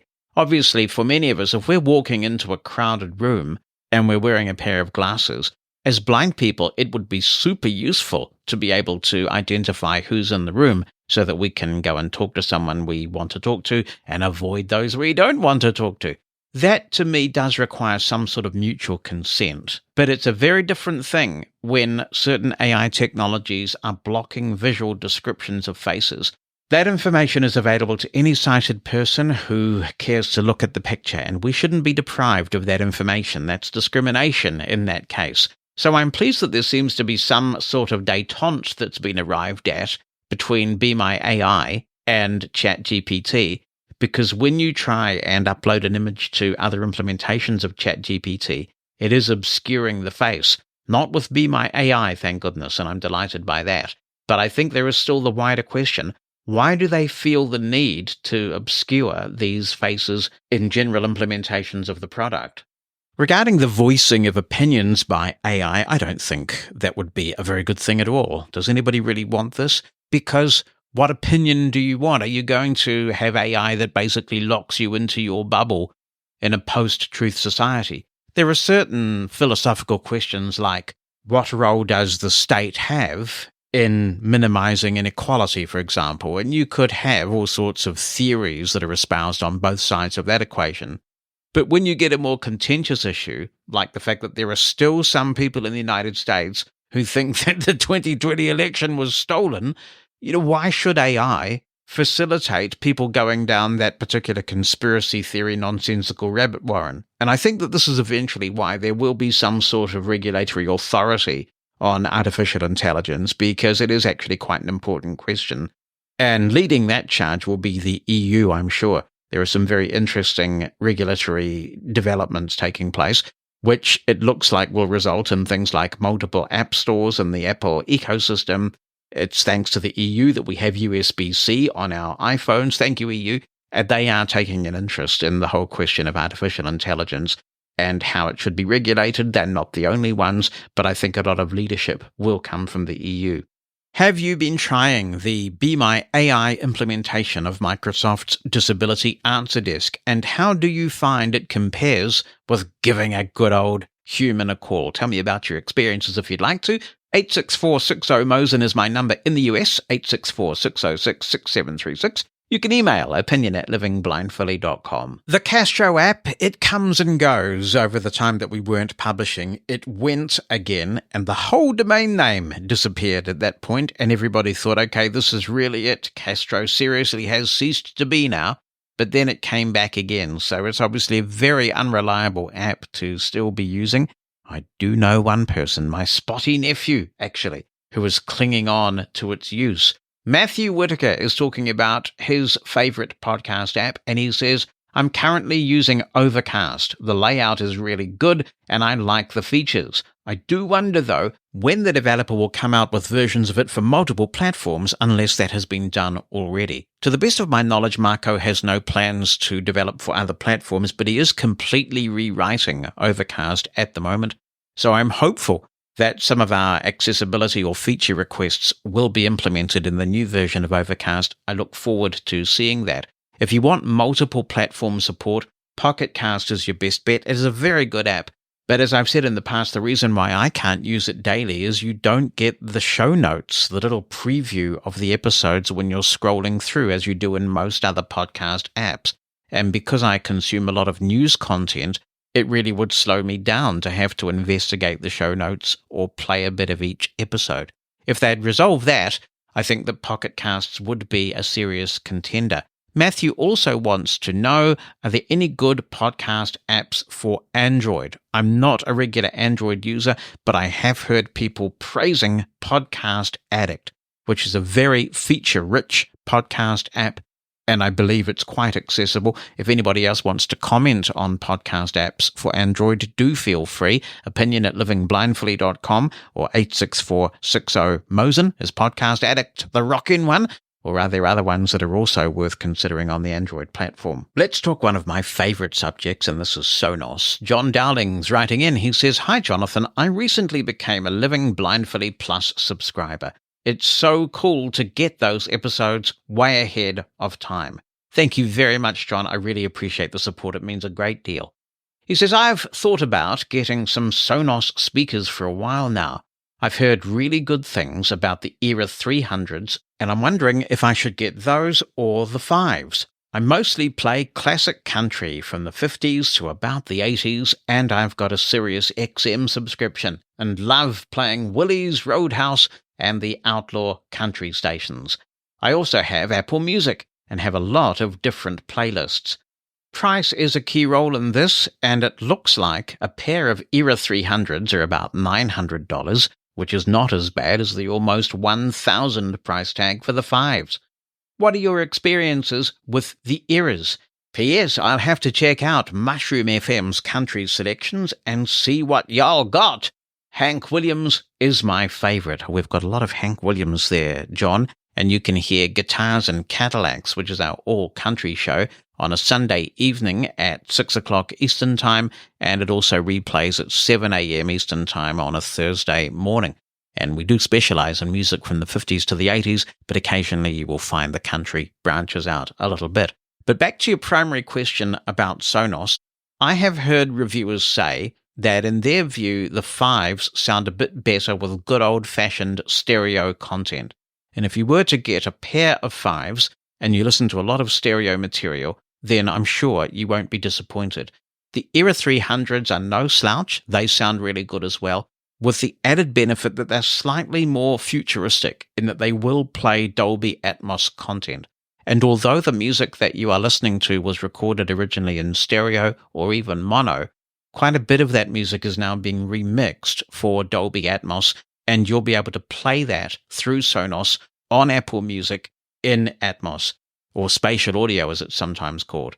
Some people think this is a bit of a gimmick. I personally found it really immersive. What you find is if you put the ERA300 somewhere a bit elevated and there's a wall behind them, it really can sound like sound is bouncing off that wall. It's quite immersive. It's quite effective. Additionally, the 300s have the Amazon voice assistant support, the good old soup drinker, so you can talk to that, and that's very useful. And it's newer technology, so you may find that the ERA300s just last a little bit longer. If you can, go in and have a listen. See if you can get a good AV store that sells Sonos products, where some of them have listening rooms, to take you in and have a pair of 300s set up and a pair of 5 set up. Listen to some of the music that you like on both pairs and see what grabs you. I think on balance, though, if it were me, I would go for the 300s, just because there's going to be a lot more music coming out in spatial audio, and I think that sounds pretty cool. If you really wanted to get a good experience, whether you buy the ERA300s or the 5s, pair it with a sub. Put that thing somewhere in the corner, and you'll get amazing bass on top of everything else. Once you get into the Sonos ecosystem, it's pretty addictive. So I hope it works out all right for you. Hey, Jonathan. Charlie here in South Africa. I am looking for an affordable laptop that can help me audio produce my work. I do mostly audio, and I use Audacity and Reaper, sometimes concurrently, or sometimes one after the other. Well, for basic audio recording, Charlie, you shouldn't need anything too fancy. Where things will start to get bogged down is if you're doing a lot of work with plugins, where you might be using things like deep breath plugins or audio processing plugins. Most compressors are pretty gentle on the CPU these days. But there's no doubt there will be certain high-end plugins that drag things down. If you're just doing basic recording and normalizing and maybe adding a touch of compression, you should be okay with pretty much anything. I can produce this podcast on my ThinkPad, or at least edit it. So quite often, I will record in the studio, and if I want to do a bit of editing, I'll take my ThinkPad somewhere with me, and I have the files, and I can edit just fine with my ThinkPad, which is not a cheap laptop, I readily concede. But I think the key thing will be RAM. The more RAM you're able to get into the laptop, the more smooth the experience is likely to be. If you can get solid-state storage, that will help you as well, but that will add some cost to it. A fast CPU is always nice, but if we're on a budget here, I would put that down the chain a little bit in terms of your priorities. One thing that could make a really big difference is if you get some sort of external audio device as well. Because let's face it, the quality of built-in Windows audio in many devices is rubbish. And you could get something like the Audient Evo 4 or the Focusrite Scarlett or something like that, and that will really help a lot in terms of quality audio editing, to just stop using the built-in sound, or maybe use that for your screen reader, and have a little external audio device that you can connect to your laptop. And if you ever go to a desktop PC or someone else's computer, you can take that with you and plug it in there as well. Hey, Jonathan. It's Dennis Wong. I just got an iPhone 15 Pro Max. You did a demonstration, and I forget when it was, but it talked about the way you could get 2 presses or something out of the action button. I really wish Apple would make it multi-press. But can you tell me that information again? What is it? How do you set it up? And if you could go over that, that would really be appreciated. Because I would love to have the action button take a picture. You know, because this way here you don't have to try to find the camera button on screen. And I'd also love to know what other uses people have found for the action button. Well, I create a bit of content on the iPhone, but I consume an enormous amount of content on my iPhone. I don't own any of the specialist players or anything like that because I like having the one device. All my stuff is there. It works super well. And what I've done with the action button is I have it playing Overcast from anywhere because I listen to so many podcasts. So I can press and hold the action button and my last podcast will resume or my next podcast will start playing. But wait! as the infomercials say, there's more. Because I've got my back double tap and back triple tap set up to also engage with Overcast. So when I'm listening to a podcast, even if I'm not in Overcast, I can do a back double tap and it will skip me forward 30 seconds. And if I want to hear something again, I do a back triple tap and it skips me back 30 seconds. And all of this is universal. So I've got this kind of global podcast setup on my iPhone 15 Pro Max. In terms of programming the action button, the sky is the limit because there are some built-in functions to which you can assign the action button, but you can also execute a shortcut. So if you can find some cool shortcuts for the action button, or you've already got some cool shortcuts and you want to assign one to the action button, then knock yourself out. You really can do all sorts of things with the action button. And this is getting to the answer to your question. There have been some people who have put a variety of shortcuts together pertaining to the action button. I have seen several that will bring up a menu of choices when you press and hold the action button. I think what you might be referring to is an article that I shared on the Living Blindfully Mastodon account, where I think somebody's got a double tap and triple tap of the action button working, but I'm not sure if that's actually working that well. What I would recommend if you want to research this is just do a search in your search engine of choice for iOS action button shortcuts, and you should be able to get quite a few that you can download and try and see which one meets your needs. But it's a really good question that Dennis has asked here. If you've got one of these fancy new iPhones with an action button, to what use have you put it? Have you found that it's really handy to have? Get in touch and share your experiences. We'd be delighted. 86460-MOSEN or opinion@livingblindfully.com.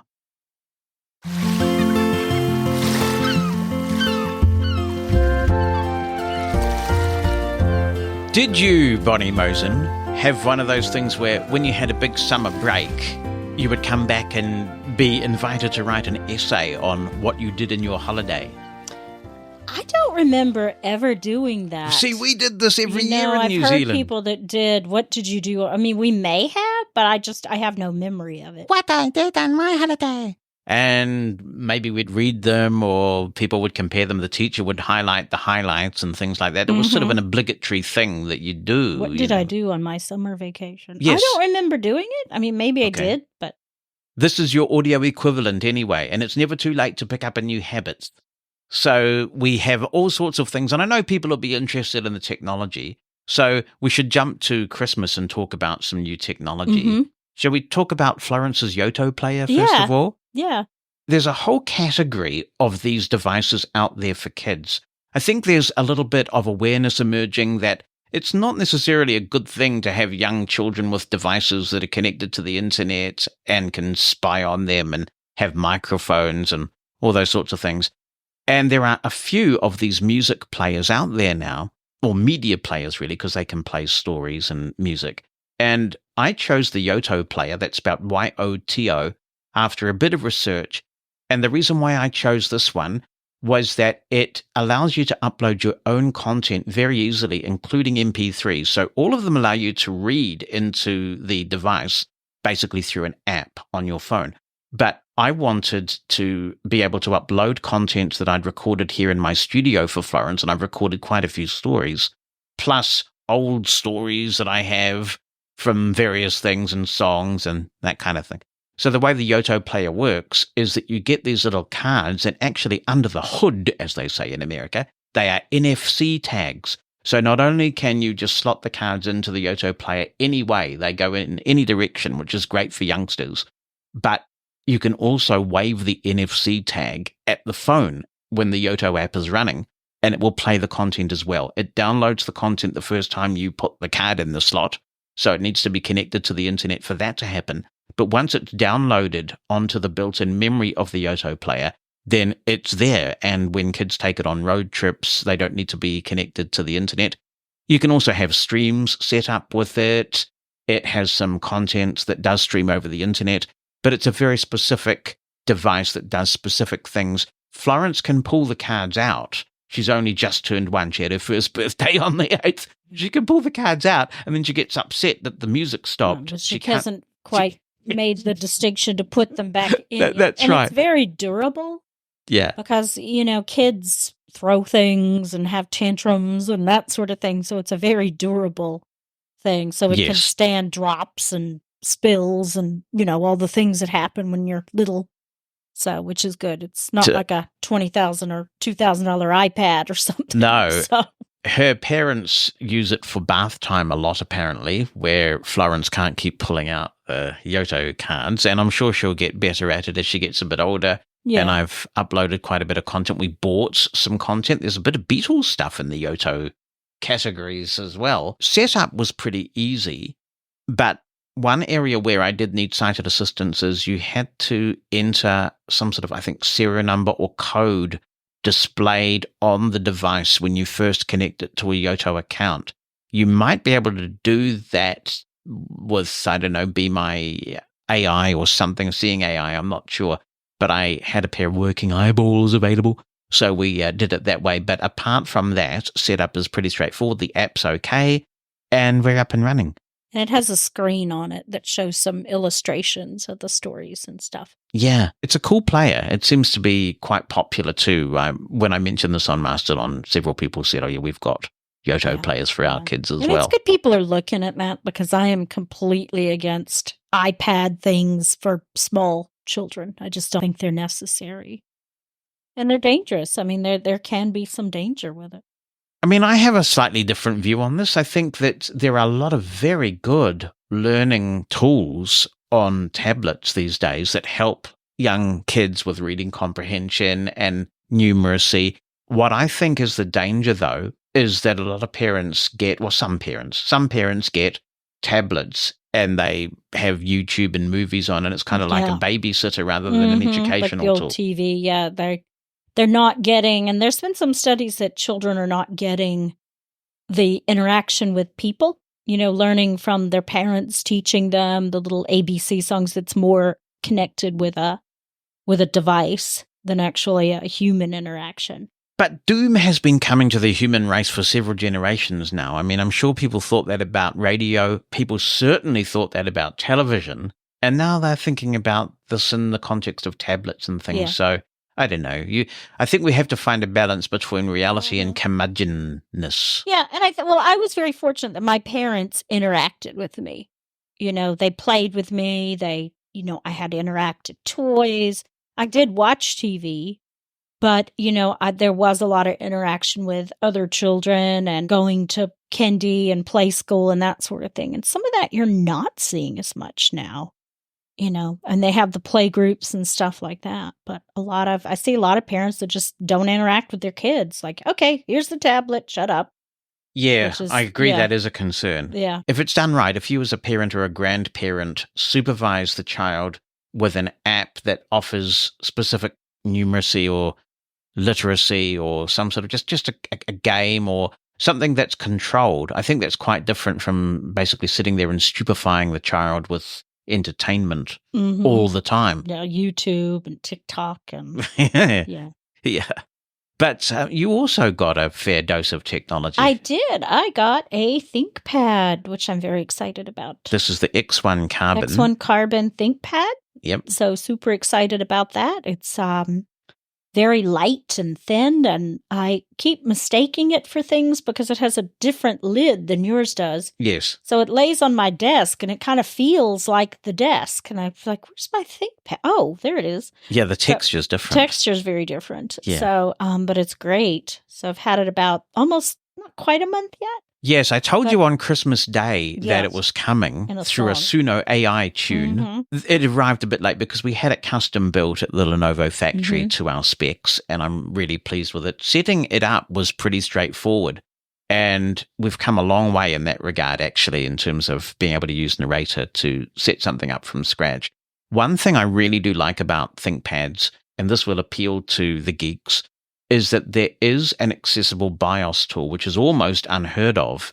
So you can run this Think BIOS tool, which you can download from the Lenovo website and get right deep into the BIOS. And the reason why I wanted to do that was to swap the control and function key positions. In the very latest ThinkPad, which This one is not. There's a new generation just available in the US at the moment. Hasn't made it to the New Zealand store yet. They have actually repositioned the function and control key themselves now, finally, to be more consistent with other laptops. But going into the BIOS and being able to do those things is really sweet. So that's a big plus for Lenovo. We did our New Year's radio show again, and that was a lot of fun. And it was a special one this time because it was actually my 25th anniversary of live internet radio broadcasting. And we got some lovely emails and audio messages. It was kind of like attending one's funeral without actually having to go to the bother of dying. So we've had a lot of good quality time over the break, just recharging. Since I've talked about it on this podcast, what is your opinion about these organizations that are increasingly using words like vision and sight in their names when they're providing services to blind and low vision people, but they don't mention blind at all?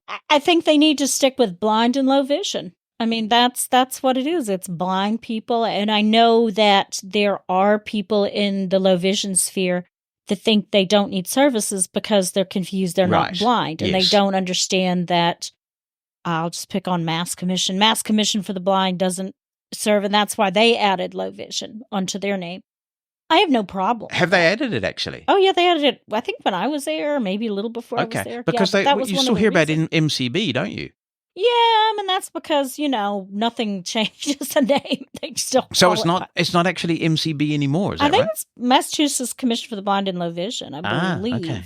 So maybe if anyone listening out there can correct me on that. But I understand that because, as I said in the intro on this podcast, you do have to meet people where they are. Yeah. And if people really do feel alienated because of where they are in their, and usually it is a vision loss journey in this case. Vision loss is another, or sight loss is another popular term because people seem so afraid to use the blind word. Yeah, I don't like sight loss because a lot of fundraising things I've seen, it completely talks about some people never had sight to lose. That's right. So that's alienating them.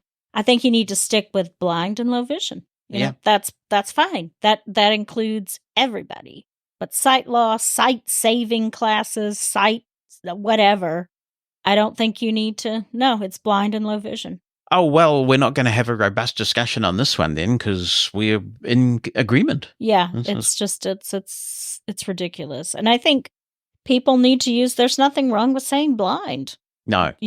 Some people dance around it like you're sightless or unsighted. Visually challenged. Someone had one the other day. They said they were seeing impaired. They were hard of seeing. Hard of seeing, yeah. I've seen that one as well, yeah. I've not seen that one. They said, well, I can't see at all, so I'm not hard of seeing. That's right. Yeah. And I wonder with deafness, I mean, hard of hearing sounds a bit strange. I've always thought that was a funny term. So I have seen that a lot. Hard of hearing. Yeah, hard of hearing. So hearing impaired? To me, that sounds better than hard of hearing.